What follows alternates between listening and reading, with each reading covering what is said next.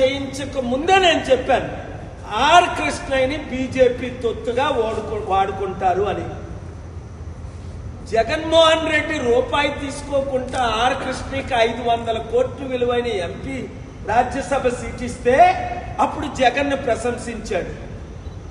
ఇప్పుడు బీజేపీ దగ్గర 1500 కోట్లు డీల్కి ఇప్పుడు తెలంగాణ ఆంధ్రప్రదేశ్ రాష్ట్రంలో ప్యాకేజ్ స్టార్లైన శర్మిల పవన్ కళ్యాణ్ లాగే చిన్నోడు అక్కడ కొత్తోడు వచ్చాడు, వాడి పేరు తీర్మాన్ మల్లన్న.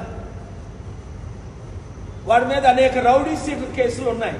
నేను బీసీని అని ఆర్ కృష్ణయ్యతో బీసీలందరినీ 80 కోట్లు ఖర్చు పెట్టి నిన్న మీటింగ్ పెట్టి మన బడుగు బలహీన వర్గాల్ని మోసం చేస్తున్నాడు. ఆర్ కృష్ణ ఏమన్నా మేము బిచ్చగాలవా అన్నాడు.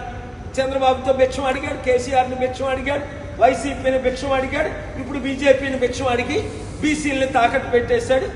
వాడి శిష్యుడే తీర్మాన్ మల్లన్న, దానికి రుజువే నిన్న తెలంగాణలో మీటింగ్. బీసీలారా మనం అమ్ముడు పోవాలా? 60% ఉన్నోళ్ళవి నేనున్నాను కదా.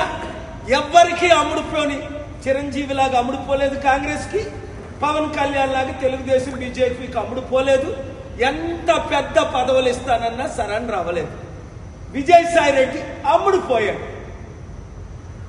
పాపం జగన్మోహన్ రెడ్డిని జైల్లో పెట్టించి చంద్రబాబు నాయుడిని వీక్ చేసి పవన్ కళ్యాణ్ని సీఎం చేయడానికి అక్కడ తెలంగాణలో ఏక్నాథ్ సిండేలాగా కాంగ్రెస్ ను 4 ముక్కలు చేసేశారు. రేవంత్ రెడ్డి ముక్క, జగ్గారెడ్డి ముక్క, పొంగులేటి శ్రీనివాసరెడ్డి ముక్క, బట్టు విక్రమార్క ముక్క. ఈ 4 ఎమ్మెల్యేలని ముక్కలు చేసి తెలంగాణలో బీజేపీ గవర్నమెంట్ ఫార్మ్ చేయడానికి ఇప్పుడు కేసీఆర్ కూడా బీజేపీతో చేతులు కలిపాడు.